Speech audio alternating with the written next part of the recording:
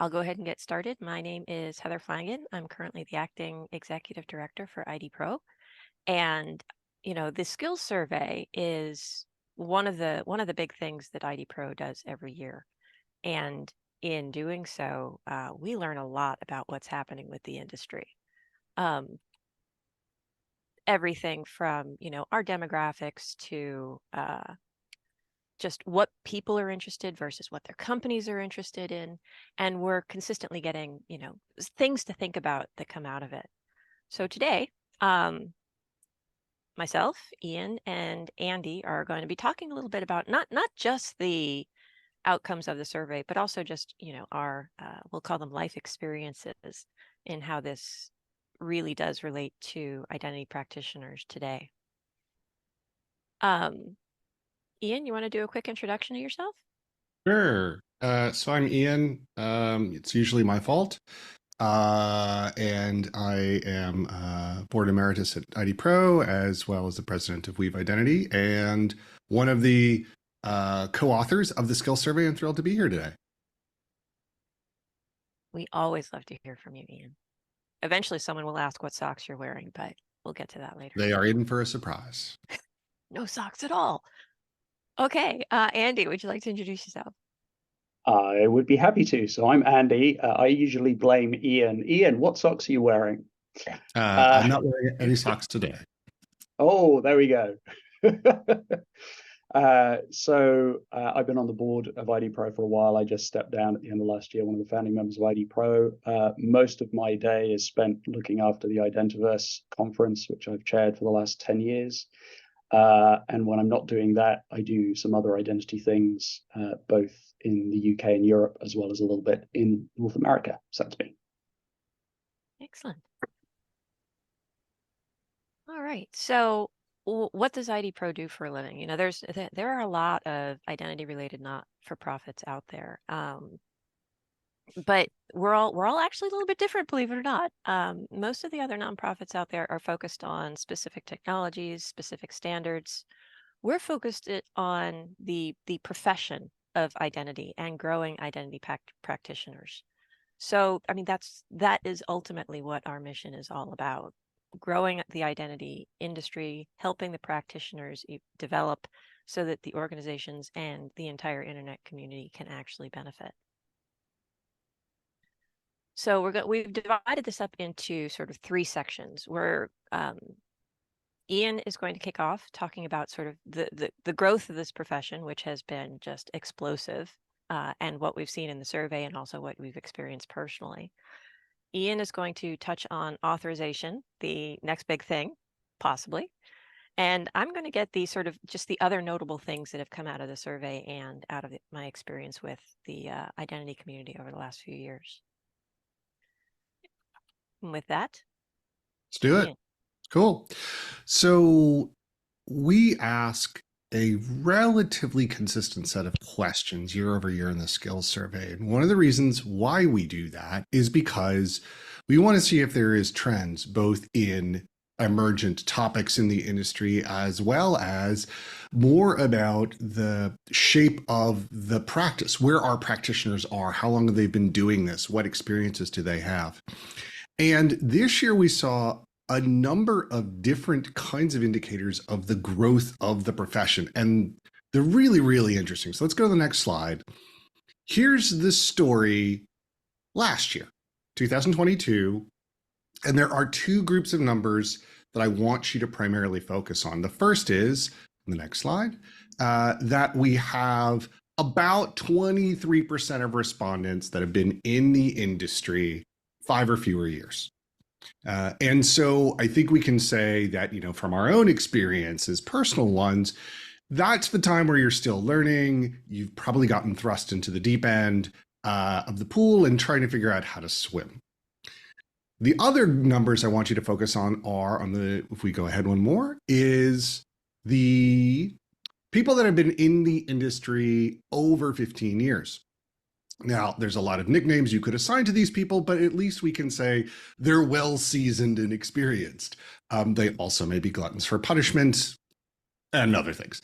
But we have often seen that in terms of respondents to this survey, a disproportionate number have been those that have had a long time in industry. But let's go to the next slide. Something changed. Something changed over the last year. So again, if we look at the, we click forward one more, we'll see that those numbers have changed pretty dramatically. Now what we see is that a full 32% of respondents have 5 or fewer years in industry. So this is a pretty large amount of growth. And if you think about it, 5 or fewer years in the industry means that these individuals have had an advantage that the other respondents never had. These individuals had the ability to grow up, if you will, in the industry with IDPro's body of knowledge in existence. Body of knowledge is about 5 years old, our first issue. And this is something that's sort of interesting to me and heartwarming, right? Because one of the observations that I've seen in my own sort of attending most recent conferences, especially at Identiverse, I've heard from similar conferences, the number of people that are attending these events, the number of people that are now getting into the industry seems to be larger than ever. So we have more people entering the industry, more people entering the profession, and they need to learn faster than ever because I think the problems that enterprise face around identity are more acute. Now, so we have a growing base of new people coming into the industry. Meanwhile, at the other end of the spectrum, we see a pretty significant drop in people that have been in the industry 15 years or more. Now, I've got a hypothesis on this thing, which is that if you've been doing identity for 15 years and you still sort of regain some sort of, or hold on to some sort of lust for life and lust to learn, because to be in this kind of industry, or frankly, any discipline for this amount of time, you've got to find something that's new, that constantly sort of reinvents it for you to stay interested and engaged. And I think at this point in people's careers, my hypothesis says you've got enough experience both in large enterprise and technology companies and with the subject matter that you have new kinds of opportunities that are afforded to you, moving into executive management, moving into different product areas. So to me, I think seeing the decrease in people that are responding with this amount of tenure is more an indication that they're not so much not doing identity anymore, but more sort of growing into new opportunities in their own careers. And so both of these changes in the demographic is really interesting because to me, it says we're getting new blood in, and likely that sort of the old guard, if you will, are now moving into more management and other kinds of adjacent roles. Now, let's go to the next slide because there's something else that happened. We ask, what would be really powerful for you and your success in this industry if you had it? Now, consistently, mentorship is a #1 response, right? Having someone to nudge and to guide you along the way is almost universally acknowledged as that would be really, really powerful. But what's happened is that often in prior years, we saw that vendor neutral training materials was one of the top 3 other responses. And this year it's changed. Now, I think this is a reflection of that new blood coming into the industry. What we've seen, for example, if you look at just the segment of respondents that have been in the industry 3 to 5 years, 28% of them identified that certification is the most important thing that they'd like to see to make themselves more successful in their careers. Whereas only 11% of the people that responded with 11 or more years of experience indicated similar. So I think what we're seeing is that the people that are newer in the industry, who are trying to progress their careers, now have more access to vendor neutral materials and things like the body of knowledge. And now they're looking for ways to differentiate themselves in the marketplace, in the talent pool. And they're seeing certification as one of the ways to do that.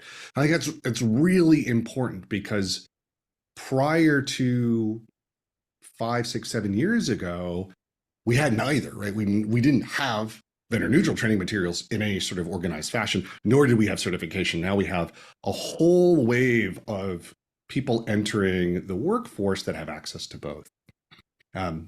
A friend of ours and many of the board members sort of said to me after seeing Identiverse and some of the other events this year, it's starting to feel like identity is moving into the mainstream. And with identity moving into the mainstream, I think we're going to see this continued growth at the newer end of our respondents, right? We're going to see more people entering, and the needs for things like training materials and certification maybe to bubble up even ahead of peer-to-peer networking. Let's go to the next slide. Not surprisingly, this is another question we ask year over year. What industry do you work in? Typically, high-tech, info, cloud computing, those kinds of companies tend to be the largest response. But we saw a lot of growth this year in other sectors, big growth in both consulting and government. And this isn't tremendously surprising to me insofar as we're seeing the challenges related to digital identity manifest themselves in more places than ever. And we as practitioners certainly recognize, yes, what we do, the subject matter is relevant literally everywhere and for everyone, whether you're thinking about delivery of social services to citizens or helping new students onboard and get access to online learning materials, to helping other companies do identity better. But seeing the growth and sort of the spread of industry in our respondents actually is quite heartening, because it reflects at least some intuition that I think we all have, which is these problems are kind of universal. And last for my section, let's go to the next slide. We ask, where do people come from, right? If you're responding to this, where are you located? And traditionally, respondents have been heavily weighted towards North America and to Europe. But this year we saw a lot of growth in Australia and New Zealand. And this is actually a fascinating story, because it's a story of the change that individuals can have to a whole industry in a whole geography. There is a person in Australia who has been a long time supporter of IDPro, even long before there was an IDPro. This is an individual who I talked to at a financial institution easily 2 to 3 years before even the notion of IDPro was formed. And we talked about the challenges of onboarding new talent, to building new identity practitioners. And we both kind of commiserated how hard it was. This individual then started really espousing the value of building some form of community. And they've been a supporter of IDPro ever since. And some of that impact is being seen here, that through this individual's actions, then we got our board chair, Mickey Brotzler, who also comes from Australia. But there's been a long heritage of great identity talent in Australia and New Zealand. But now what we're seeing is, in terms of awareness of this survey, awareness of IDPro, these are individuals that are actually pushing it. And to me, the lesson here is that if you're watching this recording and you're in one of these other geographies, you're doing identity. You've been doing identity for a long time, and you've got friends that are doing it. But this is more an awareness that you can actually build that community with yourself. You can build that awareness and bring the materials that you get from places like IDPro to them, and really have a positive impact, not only for your peers, your whole region, your whole industry. Before I hand over, Heather or Andi, I know that you have all been on the more seasoned end of the spectrum in terms of your experiences with identity. And I'm curious if any of the trends we saw this year have stood out for you in any ways that I may not have mentioned. You just call me old. I did not do that, for the record. For the record. That did not happen. One of the things I would really love to do in my copious free time. So we recently published a really fun interactive map of who, where are the people that are reading the body of knowledge coming from? If you go to idpro.org/body of knowledge, you can find it. there is an interactive map, and you can start to zoom in and say, okay, how many people here and there? We've covered at least one person from somewhere around 140 countries. I would like to somehow see how that aligns with this map. We That can would do be it. fun. That would be Yeah. fun. I think the one of the things that really, I guess, makes me curious and maybe a little concerned actually is as we start to see those seasoned professionals kind of drop out of the top end of the survey, do we risk losing a depth of industry institutional knowledge, right? There are lots of reasons why certain things are done certain ways in identity, and some of those are good reasons, and some of them are maybe things that we should look to change. But a lot of this technology, a lot of the processes that we have are very embedded in the way that the modern world works. And so changing them heedlessly is of concern. So the end result, I think, from a practical standpoint, is a lot of the folks that have been around for a while spend a lot of time going, "Are you really sure you want to change that?" Right? You end up being slightly curmudgeonly, but for good reason. So there's some interesting kind of dynamic shifts there, I think. Ian, I don't know if that resonates for you. Yeah. Well, Andy, one thing you touched on there, it's important for people that are watching this in their own organizations. Just think about the systems that you're working with, your identity infrastructure. There's a variety of reasons, some good, some maybe not so good, why it exists, the way it exists, the way it's tied together. And that history is incredibly important. We sometimes sort of over-index on how do our systems work versus the why are they this way? And those are actually two different questions to answer in an enterprise. And certainly when I was managing identity systems, there was a, hey, it's great that we're documenting the API service. That's super important. But also it's important to record, at least in places, why certain decisions were made this way, why certain architectural choices were made, because that's part of a larger landscape in the enterprise, which doesn't change as fast as maybe some would like, but it's that reasoning is super important for people to capture. And so as your colleagues are starting to move into different roles, making sure that you pick their brains a little bit for the why, well, that's important too. And Andi, I think you've got an interesting section which has a very puzzling why question in it. Why authorization, Andi? Why now? Well, why again? That's a very good question, Ian, and I blame you. Correct answer. So yeah, we're gonna shift gears a little bit. We're gonna talk about authorization, which has a lot of history. In fact, it's some of it. The reason I'm doing this section is some of its history that I've been at least peripherally involved in around the edges of things like XACML and some of the work in UMA and various other things. So one of the questions that we've asked since almost the very beginning of when we started doing the survey is actually two questions. One is, what are your learning priorities as a professional for the next 18 months? And then the corollary to that, which is, what are your organizational focuses? So what is your organization interested in doing over the next 18 months? We keep the answers to those two questions the same so that we can compare and contrast a little bit. So because we've been doing the survey for a while, we get to play it being the Wayback Machine. And so like Ian, my first slide is actually from last year's survey. And what you'll see here is fine-grained authorization is just about creeping into the top 8.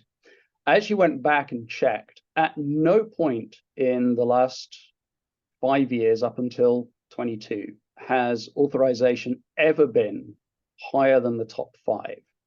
And I think that's only on one occasion. This is the only other one that I could find was last year, where it just kind of crept into the top 8.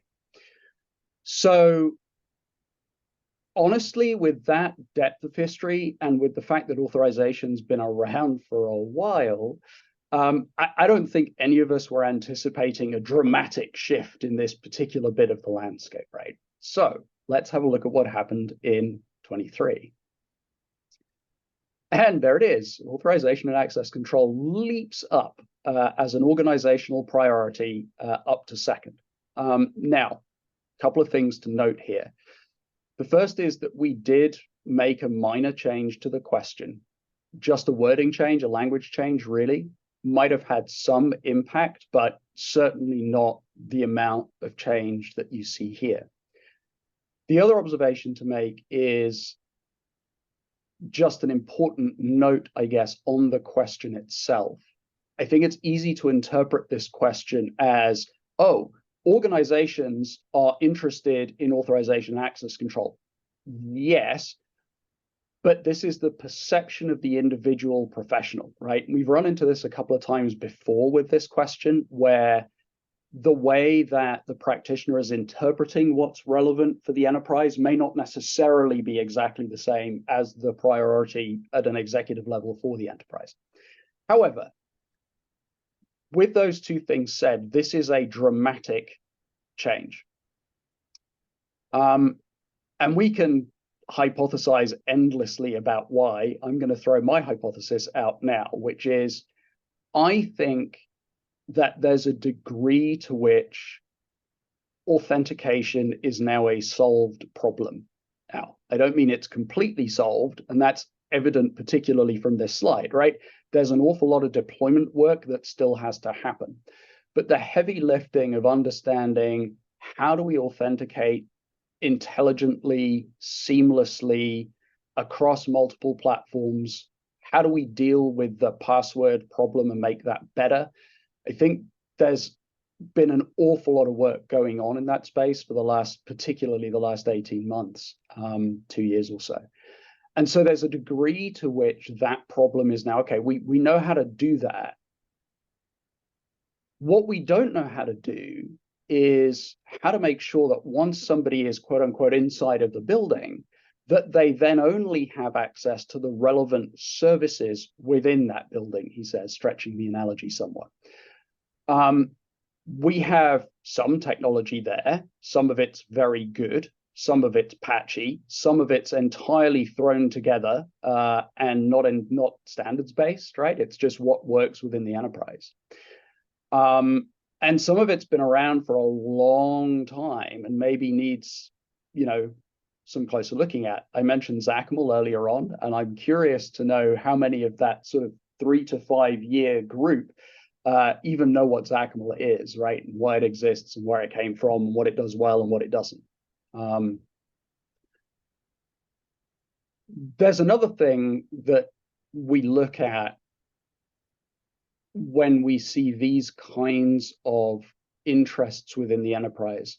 And that is, okay, if the enterprise is interested in doing thing X, where are practitioners in terms of their ability to service that particular desire that the enterprise has? And so if we look at the next slide, what we'll see is when you look at the responses here, and this is looking at what an organization is interested in versus what the individual is interested in learning, right? There is a gap here in authorization. And sometimes when we've seen that gap, what we're seeing is essentially a mismatch of expectation in one direction or the other. And actually, I think that Heather's going to pick up on that in a different area a bit later on. Here, though, I don't think this is particularly concerning, and I'll explain why. Earlier on in the survey, we asked a question about, okay, what skills do you have? We asked that question about some soft skills, but we also ask it about technical areas of expertise, right? What things have you worked on? What areas have you worked on during your career? And if we look at those results on the next slide, what you'll see is, and this has been fairly consistent for a while, an awful lot of professionals have some exposure to authorization and access control. So back to the point I made earlier on, this is stuff that's been around in one form or another for some considerable period of time. There's a reasonable body of professionals who have a decent depth of knowledge and understanding in this space. And that's wonderful. That means that as the enterprise starts to deal with this authorization problem, hopefully there's lots of people around who can, come in and help. It's an interesting career opportunity for folks that have that as a skill. I think there's going to be a lot of activity in that area over the next 18 months to 2 years. And all of that is fantastic if you operate on the assumption that nothing much is going to change. And that, I think, is an area that we're going to have to keep an eye on. It's something that we've spoken about. There's been a couple of blog posts about it. We spoke about it at Identiverse and a couple of the other conferences, right?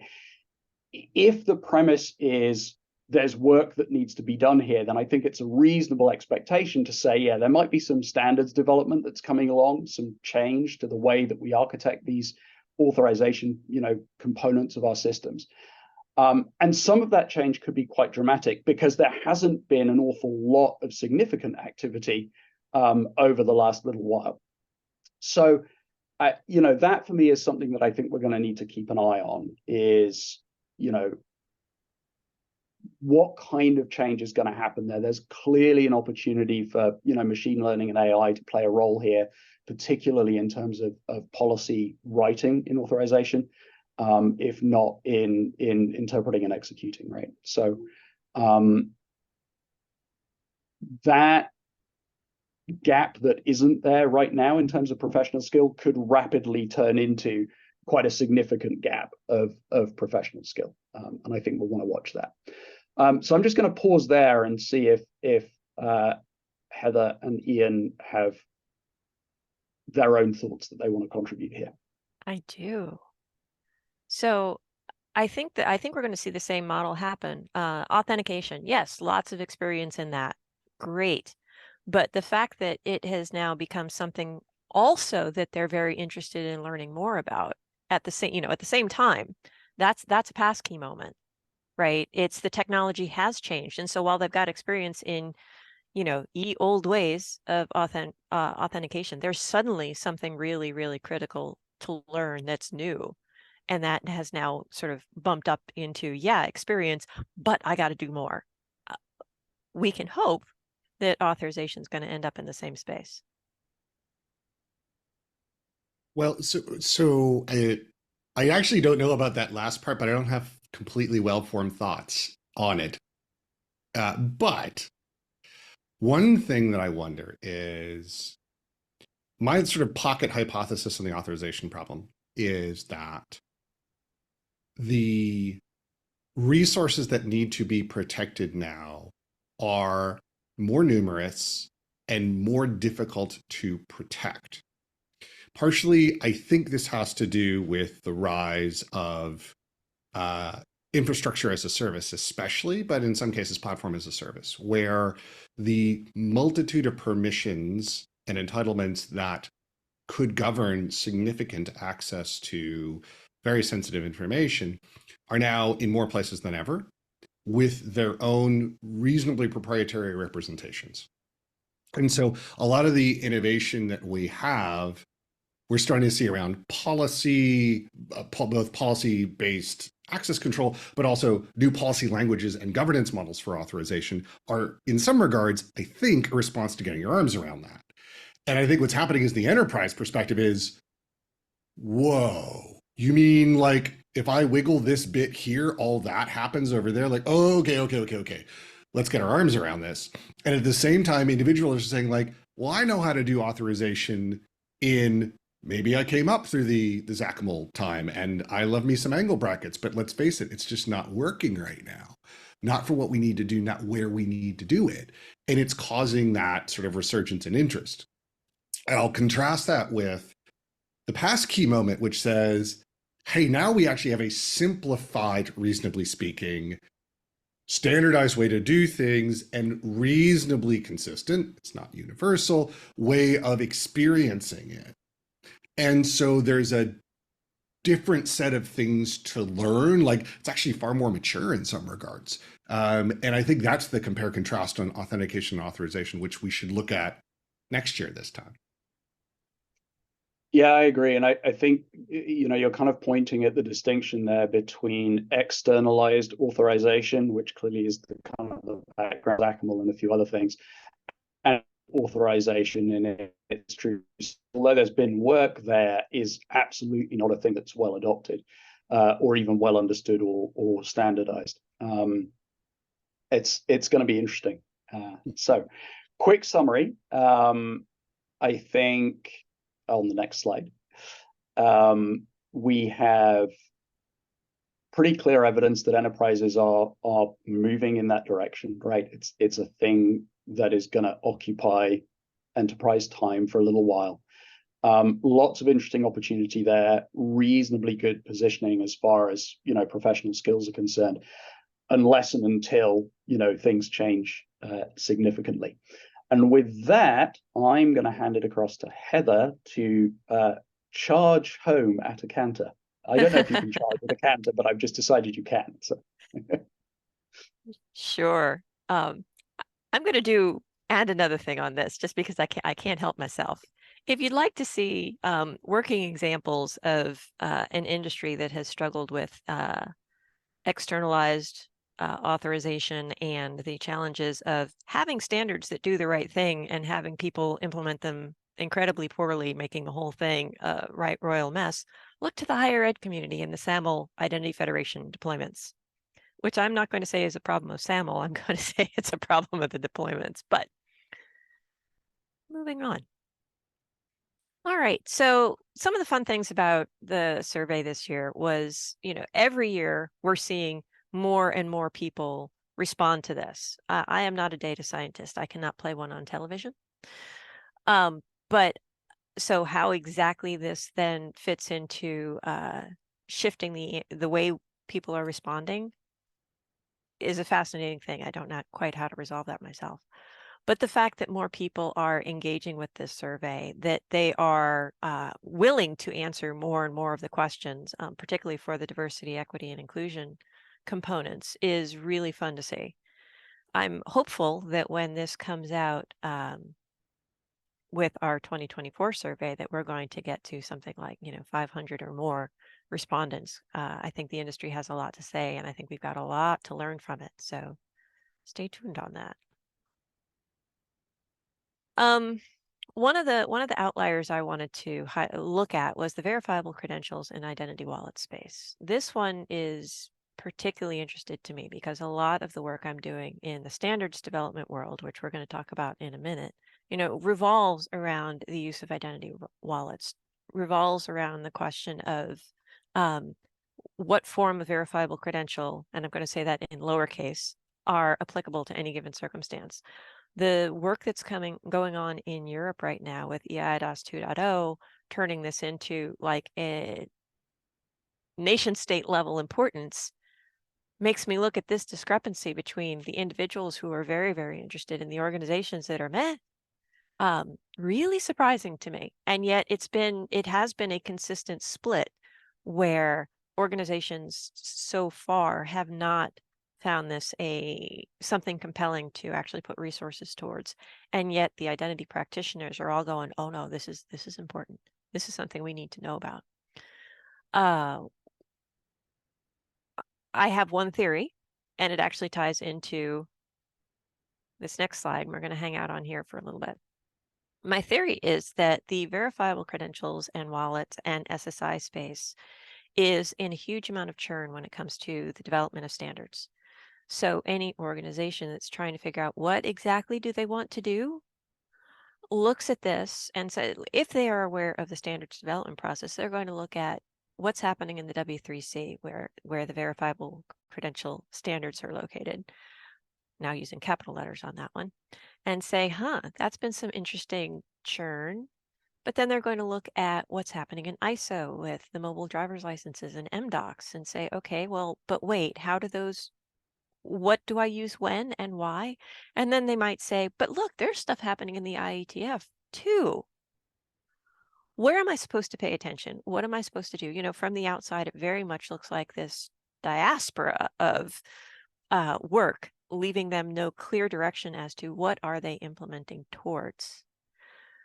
the practitioner is going to, they can grab onto any component of this elephant and learn a lot and do a lot, but the organizations are still really struggling despite the importance of the wallets and the credentials in, especially coming out of the EU. They don't know what to do. And that then shifts us into, okay, so what did we learn from the survey with regards to the interest in standards development? Well, not as many practitioners are actually interested in participating in standards development. The interest is in taking the standards that exist and the technologies that are out there and really just focusing on solving business problems. And I think that's, from my observations, that's a pretty clear moment of organizations are starting to have to make a really difficult choice between complying with the law, because regulation has started to catch up and surpass what exists in standards, thanks to a lot of the new privacy rules that are out there globally.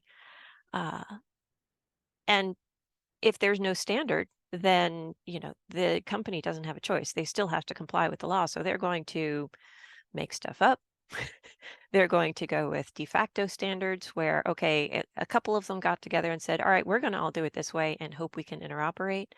The interoperability is becoming very vertical as opposed to horizontal, in that, yes, this particular stack will work together across, those companies that have had a handful of agreements, but it won't necessarily work if you're not in that stack, you're not part of that particular part of the ecosystem, and it falls apart.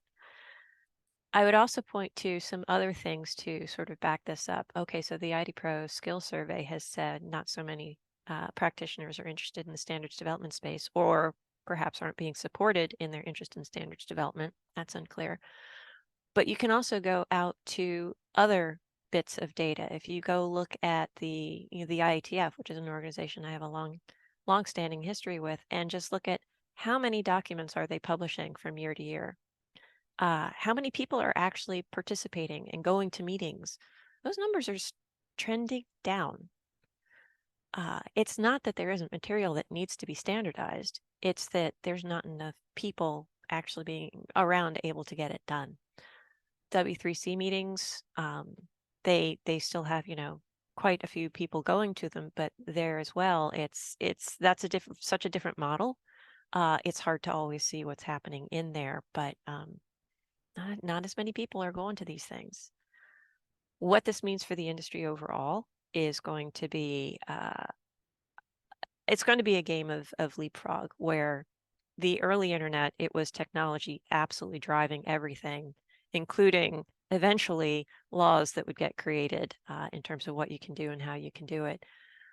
Now that regulation and law is moving ahead from that, standards are going to have to try and catch up and perhaps have breakthrough moments where suddenly they'll leap ahead of what the regulations can do. But we'll see. Huge churn right now on all of this. So I collect standards organizations like Pokemon, but I do want to know what Ian and Andi think. Have you observed this kind of thing as well? I just wanted to amplify one of the points that you made about the churn on the standard side. I too have a hypothesis here, and it's two parts. One is that because of the pretty global economic strangeness, organizations are very much watching how they spend their monies, and that very much impacts us as identity practitioners. The decision to send the entire team to, say, a conference versus send one person, the ability to fund people to go to in-person standards events or join some of these organizations, those become financial decisions. And those are often, especially when it comes to participation in standards, that's a very challenging thing to make the argument and to It's a long game. It's a long game. It is, and most organizations, and I know I'm painting with a very broad brush here, have not traditionally participated in standards work, whether it's in identity or other spaces. So it's a very tough pitch to win on, to get funding. Part one, and part two is, and Heather, I think you've seen this more than possibly anyone else, is the people in the rooms doing the standards work tend to be on the more tenured side of things, the more seasoned side of things. And if those individuals are either moving on to different areas or retiring, then to Andy's point earlier, there is some institutional bleed happening here, and it's in the standard space. And so as people are outgrowing, let's say, the industry or their roles, this is another sort of threat, if you will, this is another challenge we face, because the people that have a historic why of why the sausage was made are now maybe not available. And those who are willing to do the work, and it is work, may not be just know it's either available to them or that it's interesting to them. One of the uncomfortable truths in standards development is that it's not always about the best technology going to win. It's about who was in the room and making the most compelling argument. Who managed to push this through? Who managed to drive that consensus? It even in technical standards, it's about who did what and what relationships exist and what hallway conversations happened, which, you know, right, wrong, or indifferent, we're human at the end of the day. So that's just the way it's going to be, that it will be about people interacting with other people, and that has it's just an enormous impact on what actually happens. This is, there's so much to unpick here. So much. So much. So I was thinking about this as you were talking. I was thinking about, mostly when I see this, I'm involved in a couple of standards committees, but I kind of sit on the sidelines for the most part. Mostly the way that I see this is actually in my role at Identiverse, right? And so looking back over the last 9-10 years, we definitely see, you know, periods of time, usually 2 or 3 years, where there's a lot of new activity coming through the course presentations in the architecture and standards topic area, right? And then we see fallow years, right, where kind of not much is happening. And I think, I guess I'm trying to work out what drives those cycles, right? I think some of it is probably about people. Some of it is about, you know, is there either a real problem to solve, or in some cases a perceived problem to solve? But coming off the back of all of that, there's also what's the deployment rationale? I'm trying really hard to avoid saying business use case, because it isn't always about that, but it's often about that. Sometimes it's about a regulatory requirement, right, which I know we talked a little bit about earlier on. And there's an awful lot of things at the moment in the identity space where those drivers are reasonably stable relative to the state of the current standards, right? So if you go back and look at Identity Federation, lots of activity around SAML, nothing much happened for a while, and then OpenID, OAuth and OpenID Connect came along, right? And somebody could probably write a master's thesis about exactly what caused all of that, what drove all of that. But you can kind of see a natural progression, whereas most of what's going on and what's about to happen in the standard space, I suspect, is net new development. And then the question is, well, okay, what's really driving that, right? Mm-hmm. Is it regulation? If it's regulation, that's slow, right? I mean, it just is. I mean, you talked about the EU work, Heather.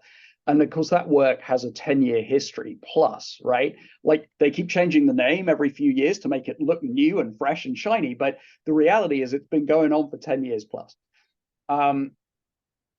Is there a business driver? Is there a consumer use case driver? Is there a convenience driver for some of the new verifiable credentials work? Not sure, right? So there's a lot to unpick. we could spend all day on this. We probably should. So we do have one question. However, in answer to someone could write a thesis on this.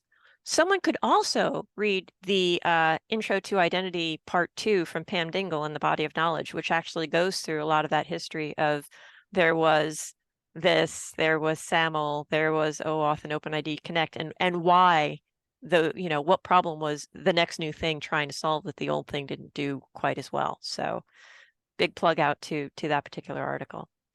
So we have a question in the chat. We'll take this one and then we'll probably want to wrap up, which is, so how can we help the 1 to 3 year people join standards group, as many of the conversations that happen in those groups start at a very advanced stage, requiring deep previous knowledge to understand what's going on, let alone contribute? So one thing that leaps to mind is,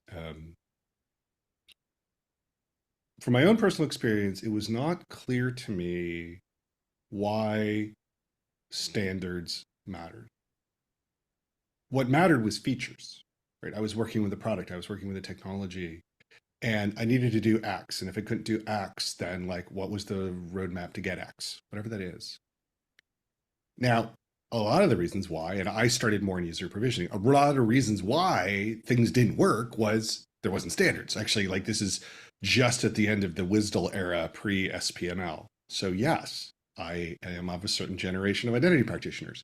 So I think one thing that we as an industry need to do better is to make clearer the relevance of standards. And I have to wonder, Heather, if we don't have an opportunity for someone to write the "What are standards and why does it matter to me" body of knowledge article, in the same vein as the Intro to Identity, right? The very, very basic on-ramp to the conversation, because to the person who's asking the question, I totally get this. Like, you need people in the beginning, because otherwise it's like, well, you have to see the last 5 years of mailing list history to understand some of these things.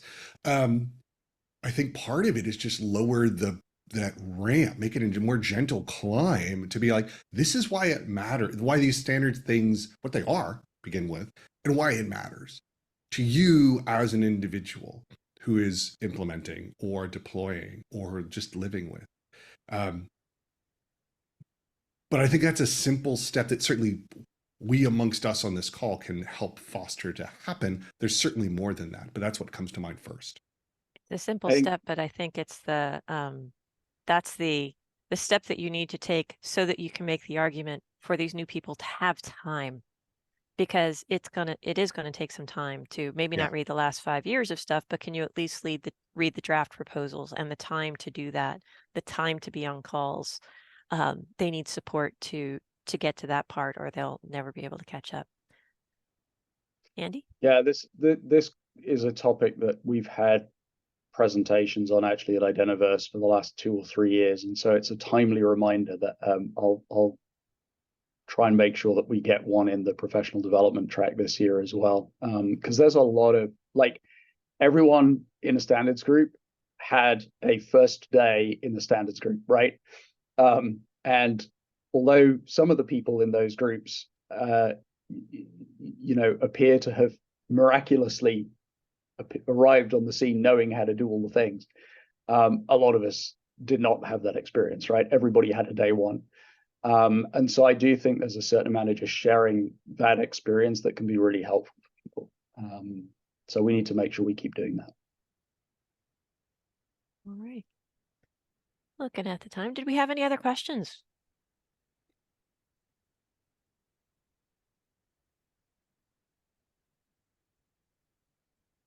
All right, seeing none. So I want to thank you all for coming. I want to thank you for being part of this big old ecosystem that is identity. IDPro is trying to, we try to do so much to grow the profession, and that does put us at this interesting intersection of what's happening in the vendor space, what's happening with professionals, providing education, trying to get discounts to identity events to help people go, providing the CIDPro exam to give that level of certification that we've been looking for.